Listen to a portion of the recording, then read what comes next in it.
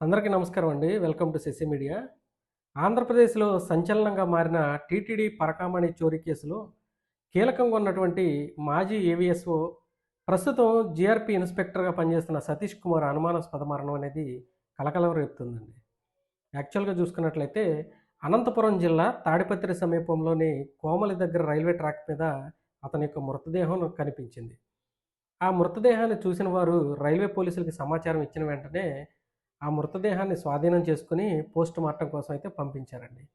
అసలు ఇది హత్య, ఆత్మహత్య అని తొలుత భావించినప్పటికీ వారి కుటుంబ సభ్యులైతే పరకామణి చోరీ కేసుకు సంబంధించి రవికుమార్ యాక్చువల్‌గా ఫిర్యాదు చేశాడండి. అతనే ప్రధానమైనటువంటి ఫిర్యాదుదారుడు. ఈ కేసులో దాదాపు రూ. 100,00,00,000 పైబడి చేతులు మారినాయి కాబట్టి, ఈ కేసులో ఉన్నటువంటి కీలకమైన వ్యక్తులే సతీష్ కుమార్‌ని అంతమొందించారని చెప్పేసి వారు ఆరోపణలు చేశారు. అయితే వారి ఆరోపణలకి బలం చేకూర్చే విధంగా పోస్ట్‌మార్టం రిపోర్ట్ కూడా అదే విధంగా రావటం జరిగింది. అందులో ఏం చెప్పారంటే, తల మీద గొడ్డలి లాంటి ఏదైనా బలమైనటువంటి ఒక వస్తువు చేత కొట్టడంతోటి సతీష్ కుమార్ మృతి చెందాడని ప్రాథమికంగా పోలీసులైతే నిర్ధారణకు రావడం జరిగిందండి. ప్రస్తుతం ఈ సతీష్ కుమార్ గారు గుంతకల్‌లో రైల్వేలో జీఆర్‌పీ ఇన్స్‌పెక్టర్‌గా పనిచేస్తూ ఉన్నాడు. గతంలో ఏమైందంటే 2023లో పరకామణి అంటే తిరుమల తిరుపతిలో వెంకటేశ్వర స్వామికి వచ్చినటువంటి కానుకల్ని లెక్కించేటటువంటి ఒక విభాగం.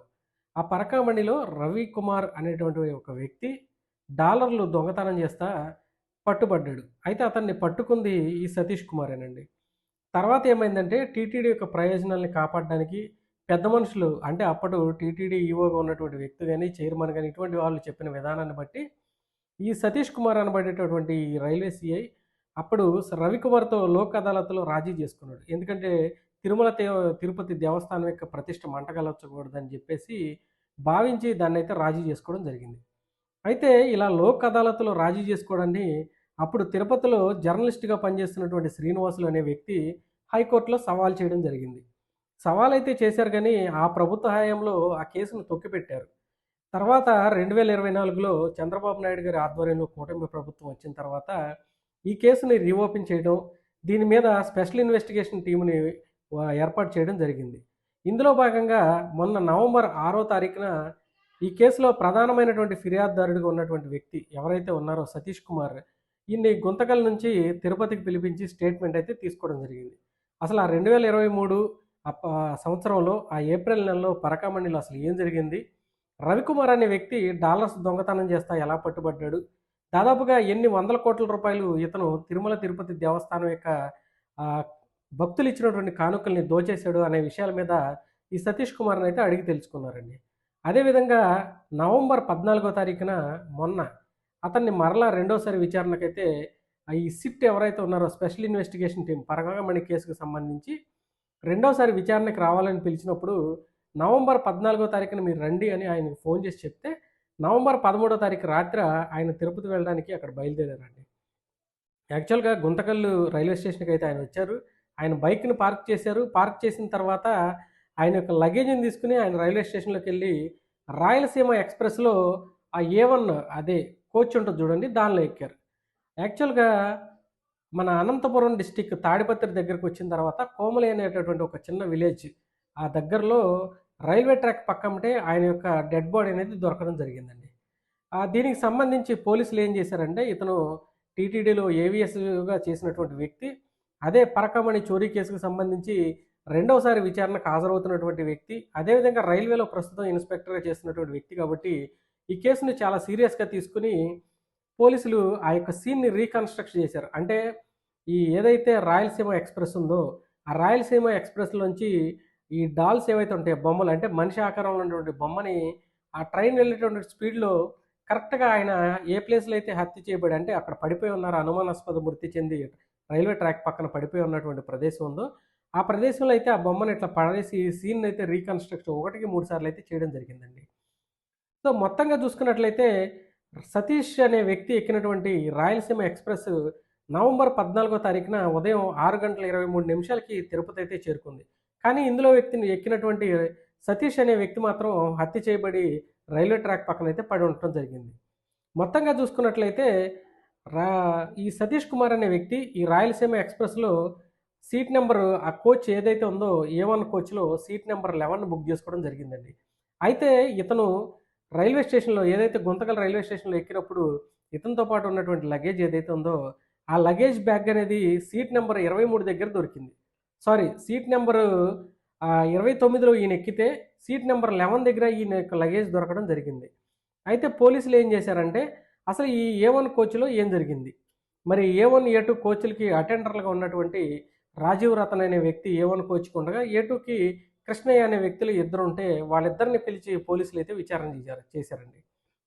పోలీసులు తర్వాత ఏం చేశారంటే అసలు 29వ నంబర్ సీట్‌లో ఉండాల్సినటువంటి వ్యక్తి యొక్క లగేజ్ 11వ నంబర్ సీట్‌కి ఎలా వచ్చింది? సో, ఇవన్నీ విషయాలు తెలవాలంటే అసలు ఆ నైట్ ఆ ట్రైన్‌లో ఏం జరిగింది అనేది మాత్రమే పోలీసులు ఇప్పుడు ప్రెజెంట్ తెలుసుకునే పనిలో ఉన్నారండి. దీనికి సంబంధించి ఆ ట్రైన్‌లో ఉన్నటువంటి ప్రభుత్వ అధికారులు అంటే ట్రైన్‌కి సంబంధించినటువంటి అధికారులు ఎవరైతే ఉన్నారో టికెట్ కలెక్టర్ కావచ్చు, అదేవిధంగా ఈ ట్రైన్ యొక్క డ్రైవర్లు కావచ్చు, వీళ్ళందరినీ కూడా అసలు ఈ ట్రైన్ ఎక్కడ ఆగింది? ఎక్కడి నుంచి ఎలా స్టార్ట్ అయింది?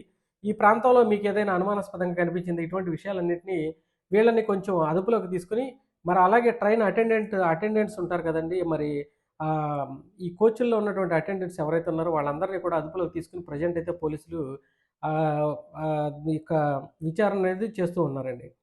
టీటీడీలో ఏ ఏవిఎస్ఓగా పనిచేసినటువంటి సతీష్ ప్రస్తుతం గుంతకల్ సీఐగా వర్క్ చేస్తున్నటువంటి తరుణంలో పరకామణి కేసులో మరి 6వ తారీఖున ఆల్రెడీ ఎళ్ళొచ్చారు.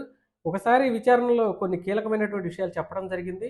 మరలా 14వ తారీఖు గనక ఇతను వెళ్ళి పరకామణి కేసుకు సంబంధించి ఇంకేదైనా విషయాలు బయటపెట్టినట్లయితే, ఈ కేసులో ఉన్నటువంటి పెద్ద తలకాయలన్నీ బయటపడే అవకాశం ఉందని చెప్పేసి ఆహ్, దాదాపు అంటే గత గవర్నమెంట్‌లో ఉన్నటువంటి కీలకమైన వ్యక్తులే ఇతన్ని హత్య చేశారని చెప్పేసి వాళ్ళ కుటుంబ సభ్యులు కూడా ఆరోపణలు చేస్తూ ఉన్నారండి. సో, మొత్తంగా చూసుకున్నట్లయితే పోస్ట్‌మార్టం రిపోర్ట్‌లో తల మీద గొడ్డల్లాంటి ఒక వెపన్ తోటి కొట్టడంతోనే ఇతను చనిపోయాడని తేలినటువంటి తరుణంలో మరింత కీలకంగా అంటే మరింత లోతుగా ఈ కేసును పరిశీలించడానికి పాథాలజీ రిపోర్ట్‌ల కోసం కూడా ఎదురు చూస్తూ ఉన్నారు. మొత్తంగా చూసుకున్నట్లయితే ఇప్పుడు ప్రతిపక్ష హోదా కూడా లేనటువంటి వైసీపీకి చెందినటువంటి కొంతమంది వ్యక్తులు ఇది ప్రభుత్వ హత్య, ఇది పరకామణి కాదు నారామణి, నారావారు అంటే చంద్రబాబు నాయుడే దోచుకున్నాడని చెప్పేసి రకరకాల ఆరోపణలు చేస్తున్నారు. ఒకసారి మనం వాస్తవాలను పరిశీలించినట్లయితే పరకామణిలో చోరీ అనేది అంటే పరకామణిలో దొంగతనం అనేది గత ప్రభుత్వ హయాంలో జరిగింది. అంటే 2019-24 మధ్య కాలంలో జరిగింది. దాదాపు 100 కోట్ల రూపాయలు పైబడినటువంటి ఆ రవికుమార్‌కి చెందిన ఆస్తుల్ని అప్పుడు ఆ టీటీడీలో ఉన్నటువంటి కొంతమంది పెద్దలు రాయించుకున్నట్లుగా ఆరోపణలున్నాయి. మరి ఇది మొత్తంగా చూసుకున్నట్లయితే గత ప్రభుత్వంలో జరిగింది. గత ప్రభుత్వంలో దొంగతనం జరిగినటువంటి ఇది అందులో సొమ్ము రాబట్టినటువంటి సొమ్ముని ఆ ప్రభుత్వ పెద్దలే తీసుకున్నారు అప్పుడున్నటువంటి వాళ్ళు. మరి ఇంత జరిగింది అప్పుడైతే మరి సతీష్ కుమార్ మీద పగ వాళ్ళకుంటుంది గానీ, ఈ ప్రభుత్వానికి ఎందుకుంటుంది? దయచేసి అందరూ ఒకసారి ఆలోచించాల్సినటువంటి విషయం. సో, చంద్రబాబు నాయుడు గారు ఈ కేసుని ఎప్పుడైతే సీరియస్‌గా తీసుకొని, ఇందులో ఉన్నటువంటి అసలు దోషులు ఎవరో వాళ్ళని కనుక్కోవాలని చెప్పేసేసి అనుకుంటున్నటువంటి తరుణంలో ఈ ఏవిఎస్ఓగా పనిచేసిన సతీష్ కుమార్ హత్య అనేది చాలా బాధాకరం. ఆధారాలను తురిపేయడానికి ఆ ప్రభుత్వంలో అంటే గత ప్రభుత్వంలో ఉన్నటువంటి వ్యక్తులే ఇది చేశారని చెప్పేసి కూడా ప్రతి ఒక్కరు చెప్తూ ఉన్నారు. మరి దీనికి సంబంధించి ఈ సిట్ ఎవరైతే ఉన్నారో వారు హైకోర్టులో ఈరోజు ఒక పిటిషన్ దాఖలు చేయగా, మరి ఈ కేసులో నిందితుడిగా ఉన్నటువంటి రవికుమార్ గాని, మరి ఈ కేసులో ఇన్వాల్వ్ అయినటువంటి శ్రీనివాసులు అనే వ్యక్తి గాని, ఈ తదితర ఏంటి కేసుతో రిలేటెడ్‌గా ఉన్నటువంటి బాధితులు ఎవరైతే ఉన్నారో వీళ్ళందరికీ ప్రభుత్వమే తక్షణం సెక్యూరిటీ కల్పించాలని హైకోర్టు కూడా ఆదేశాలు జారీ చేయడం జరిగింది.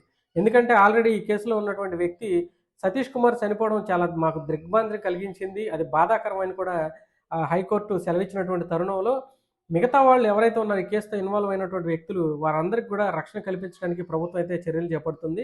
అదేవిధంగా టీటీడీ బోర్డు మెంబర్‌గా ఉన్నటువంటి భానుప్రకాష్ అనే వ్యక్తి ఎవరైతే బీజేపీకి సంబంధించిన వ్యక్తి ఉన్నాడో మొన్న ఒకరోజు ప్రెస్ మీట్ పెట్టి నా ప్రాణాలకు ముప్పుంది, నన్ను బెదిరిస్తున్నారు, నేను ఏ రోజు చనిపోతానో నాకే తెలియదని చెప్పేసి కూడా మాట్లాడినటువంటి ఉదంతం కూడా ఇటీవల బయటకొచ్చినటువంటి పరిస్థితి. సో, ఈ కేసుతో సంబంధం ఉంటే అప్పుడు టీటీడీ చైర్మన్‌లుగా చేసినటువంటి వైవి సుబ్బారెడ్డి కావచ్చు, భూమన కరుణాకర్ రెడ్డి కావచ్చు, అలానే టీటీడీ ఈవోగా పనిచేసినటువంటి ధర్మారెడ్డి కావచ్చు, ఇటువంటి పెద్దలందరూ కూడా ఈ కేసు వెనక ఉండారని చెప్పేసి సతీష్ కుమార్ కుటుంబ సభ్యులైతే ఆరోపణలు చేస్తున్నటువంటి పరిస్థితి ప్రెజెంట్ ఉంది. ఏదేమైనప్పటికీ ఆ ట్రైన్‌లో ఆ రాత్రి సమయంలో ఏం జరిగింది? అలానే అతను ఒక కేఫ్‌కెళ్ళి టీ తాగిన వీడియో కూడా బయటకొచ్చింది. మరి ఆహ్, అతను చనిపోయినటువంటి తెల్లవారుజామున లేకుంటే అర్ధరాత్రే చనిపోయారా అనేదైతే టైం ఇంకా డిసైడ్ చేయలేదు. మరి ఆ 3, 4 గంటల సమయంలోనే ఏం జరిగింది? అనేది బయటకొస్తేనే అసలు సతీష్ కుమార్ ఎలా చనిపోయాడు? సతీష్ కుమార్‌ని చంపింది ఎవరు? అసలు చంపడానికి మోటివ్ ఏంటి అనే విషయాలు కూడా బయటకొచ్చే అవకాశం ఉందని ప్రభుత్వం గాని, ఇటు పోలీస్ అధికారులు గాని భావిస్తూ ఉన్నారు. ముఖ్యంగా పాథాలజీ రిపోర్టొస్తే ఈ కేసు మీద ఒక అంచనాకు రావచ్చని కూడా వాళ్ళు భావిస్తున్నట్టు తెలుస్తూ ఉంది.